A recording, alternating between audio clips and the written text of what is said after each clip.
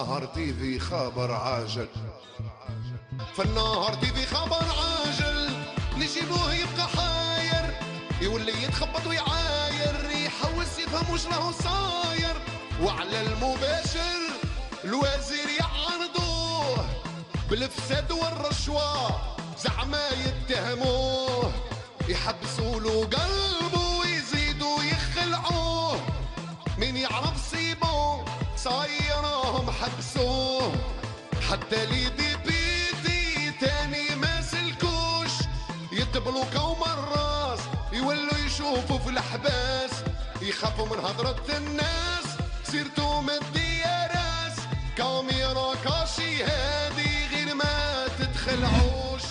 يا ملوك الحرب في الصحو وعند هطول المطر. ضيفنا اليوم كان راح يكون رئيس الجمهورية. إذا تشوف في 2014 كان البرنامج ديالو لبصل. أنا اليوم السيد سعد جمال ونقلقوه تبعونا. فلا يطل حتى ننقض عليه وندفنه بعيدا. نشطوا أنا وياك شوية مشاهدينا الكرام، أهلا بكم.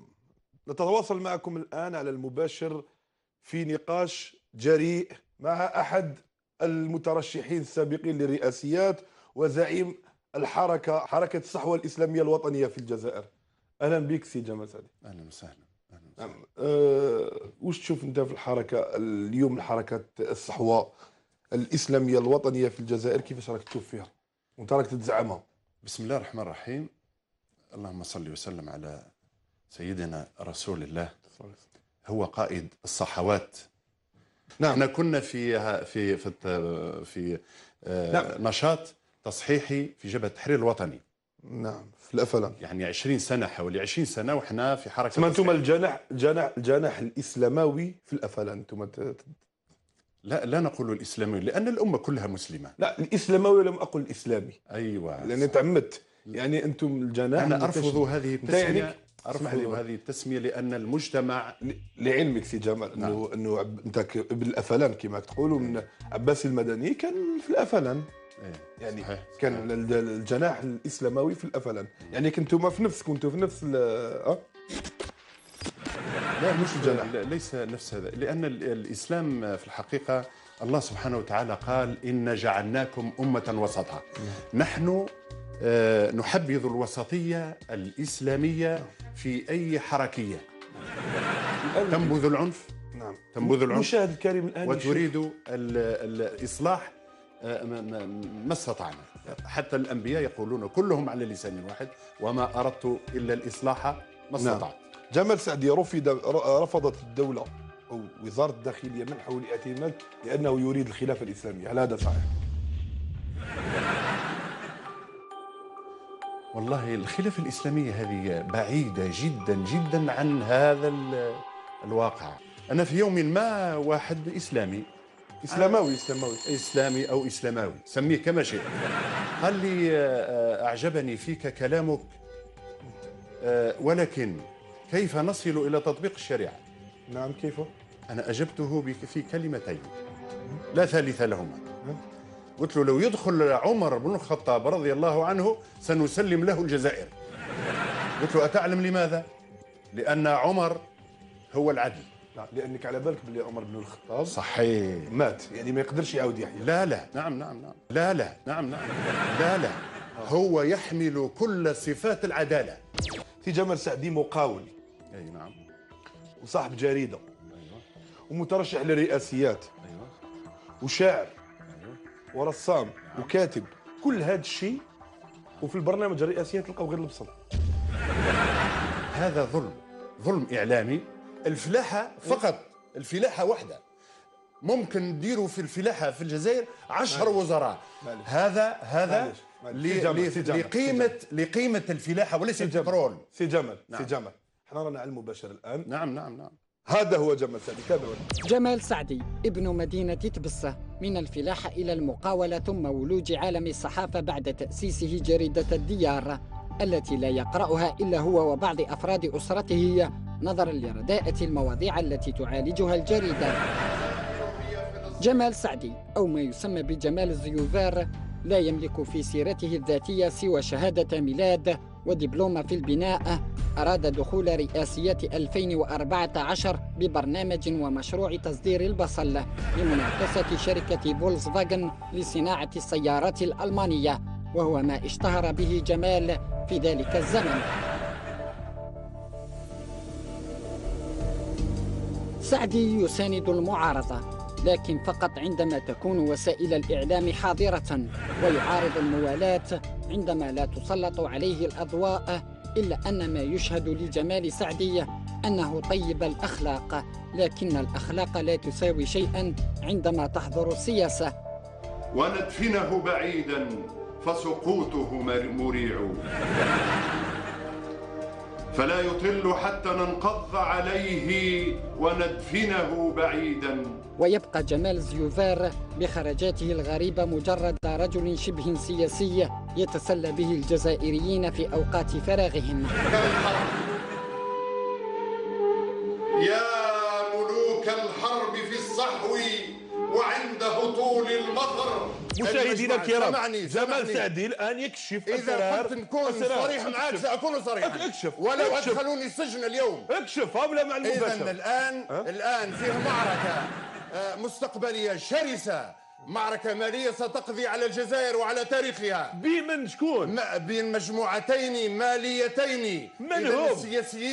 السياسيين خلاص، لأنه ما فيهمش فايدة. أكل عليهم الظهر وشرب. قول على المباشر شكون هما؟ الآن معركة شرسة ولينتبه إليها جميع الشعب الجزائري أن يسقط في بوتقتها. هي معركة بين شكيب خليل ومعركة بين ربراس. لا، هذا بمجموعاته. اسمح لي يا سيدي، انت خلاص طلعت لي قوي. هذا بمجموعاته 300 مليار دولار، وهذا بمجموعته 300 مليار دولار. هذا تابع لفرنسا وهذا تابع لأمريكا، وبالتالي الشعب أحذر وأنصح نفسي وإياي أن لا يمشي بين الجهتين.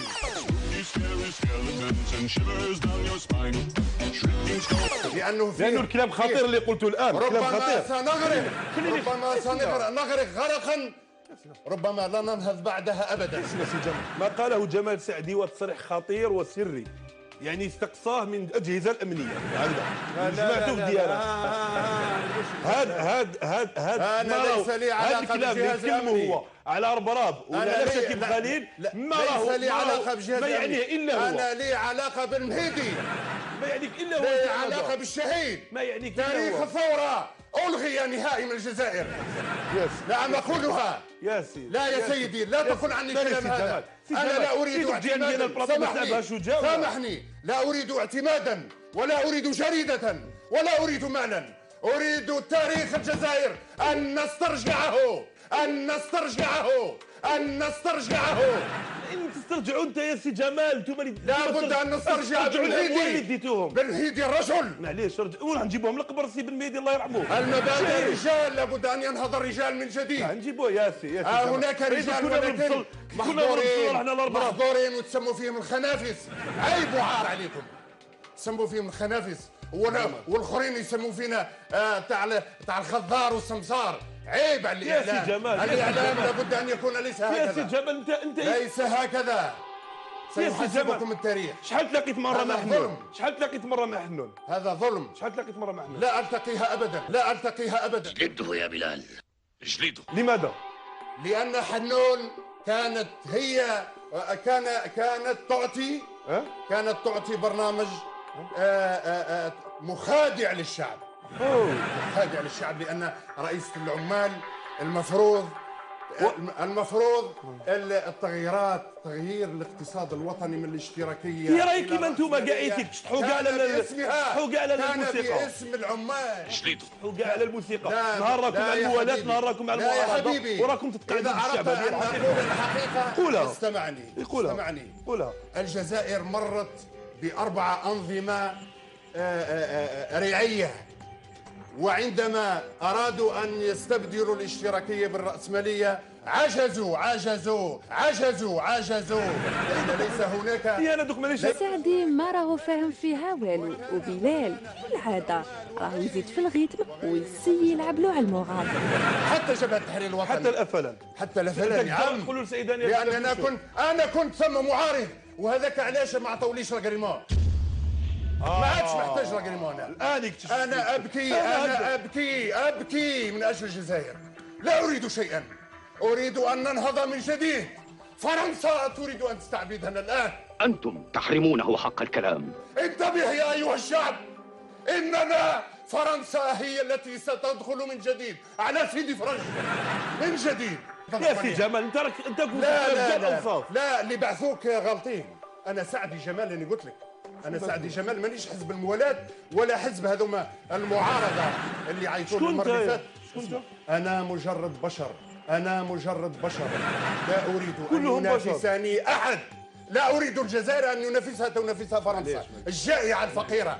أنا دراهمي قاعد بعد داري. شحال؟ بعد داري. شحال؟ داري في تبسة بعدها. لماذا؟ وانفيستيت. علاش؟ من أجل استرجاع تاريخ الجزائر. لا ما يملكش المواطن شاهد. يا الله اسمع لي، يا الله، الله هو الشاهد. لا أقسم بالله العظيم، ماشي الوطن، أقسم بالله العظيم العالم كله يسمعني، والله أولهم، لأنه هو خالق العالم، هو خالق العالم. نعم. الان معنا المحامي الاستاذ نجيب بيطام. تفضل الاستاذ، راك معنا على المباشر، تفضل. نعم مساء الخير. الله يجعل خير برك، دخل فيها من لافوكا باش يكشف الفضايح نتاعك يا سعدي. كيفاش شفت المجريات تاع الحصه والامور الله اعلم؟ قالوا لي بلي تكلمت على الامور الخطيره التي تم تداولها في الحصه. نعم هي في الحقيقه هذا التصريحات الاعلاميه اللي تقدم بها يعني رئيس حزب جبهه الصحوه الوطنيه سي جمال سعدي. سي جمال سعدي عنده عده ملفات الان راهي متواجده في محكمه، على مستوى محكمه بير مراد رئيس، يعني ديروا نسيج يا سيدي، اللي يعني كي تغضبوا على واحد ديروا له قضايا بير مندرايس. تفضل سي جمال. إنا لله وإنا إليه راجعون. شكون مات؟ إنا لله وإنا ماتت الرجولة. هذا أول مرة نسمع بالنسيج هذا. أول مرة نسمع بالنسيج، وهذا خطير جدا. هذا خطير جدا. مشاهدينا الكرام، هل المحامي يتكلم معك؟ تفضل تكلم مع المحامي. هذا أول مرة نسمعه وأول مرة نشوفه. نجيب بيطام؟ نعم هذا أول مرة. نجيب بيطام في قضيه هو تعرف هذا نجيب بيطام، تعرف ولا ما تعرفوش؟ هناك بيان لوزارة الداخلية. راح ترجعونا يعني تقولوا هذا ديارات. لا ماهوش ديارات. وزارة الداخلية جمال سعدي لم يودع أي ملف لتأسيس حزب سياسي. أستاذ نجيب لا تبع معنا العاجل. ها وزارة الداخلية رجعت على كلامك. عندهم الملف. وزارة الداخلية رجعت أو عنده من ملف يا سيدي. يا سيدي هذه وزارة الداخلية. وزارة الداخلية جمال سعدي لم يودع أي ملف لتأسيس حزب سياسي. يعني الآن لك تحتال أنت سي جمال. أنت حتلت على الحزب ديالك. حتلت على الناس. هاو عندي الملف. راهو عندك حطوه في الملف. وما نحتاجوش. وزارة الداخلية. أنا لا أحتاجه. إذا كان نسيج هكذا أنت تجربوا الناس. أنت محتال يا سي جمال. لا حول ولا لو كان لماذا لم تدع ملف في وزارة الداخلية؟ استغفر الله. الملف هو عندهم. أستاذ نجيب. نعم القانون وش يقول في البزنس السياسية؟ القانون العقوبات حسب القانون العضوي سنة 2012 ناظم للعلاقة، يعني ناظم للانتخابات، هو يعاقب في مادة تاعو أنه التبزنيس السياسي والتجوال السياسي من سجن من 10 سنوات إلى من 7 سنوات إلى 10 سنوات. عبك وزارة الداخلية. يديروا لي 25 سنة. ربي شاهد، الله شاهد على ما تقولون. يا سي جمال انا اليوم راني استضيف انسان محتال، احتال على النشطاء في حزبه حركه التحول الاسلاميه. لا تقول هذا الكلام. اشكوكم الى الله سبحانه وتعالى. لا يا سي جمال. السلام عليكم يا سي جمال. السلام عليكم. هذا ليس مشاهدينا الكرام، هذا ليس اعلام. لا الاحتيال هذا احتيال وهروب. أنا احترم مشاهدين الكرام. وكيلكم الله. احترم المشاهدين. وكيلكم الله. احترم المشاهدين. وكيلكم الله. مشاهدين عند عيني. ما تجينيش هنايا. مشاهدينا الكرام كان معنا جمال سعدي المحتال السياسي. لا يا سيدي. المحتال السياسي، اللص السياسي، خلينا نقولوا زعيم حركة التحول الإسلامية. من الآن أيها المواطنون، أيها الشعب الجزائري، إذا شنقوني إنا لله وإنا إليه راجعون. نعم. تفضل سي جمال، اعطيني العجل، سي جمال. اصبر يا راجل تلعب بيا. اصبر دقيقة برك، دقيقة ما تلعبش بيا. دقيقة برك. ما تلعبش بيا. دقيقة. لا أبدا. مش تلعبوا بيا. حرامية أنتم. امشي خليك امشي. أبدا. لا أعتذر. أبدا.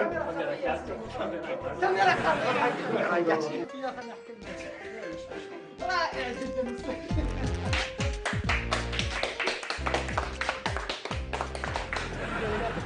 ما تلعبونيش بالوطن. وأنا أشكر الصحفيين على هذه الحصة رغم أنها يعني في الحقيقة قستني، لأن نحب حتى واحد يقيس الوطن ثم الوطن أيها الشعب الجزائري، مهما كانت كاميرا خفية أو مخفية، لكن لا نريد أن تختفي الجزائر من قلوبنا. ورمضان كريم وصحة فطور الجميع، وتقبل الله صلاة الجميع وقيام الجميع.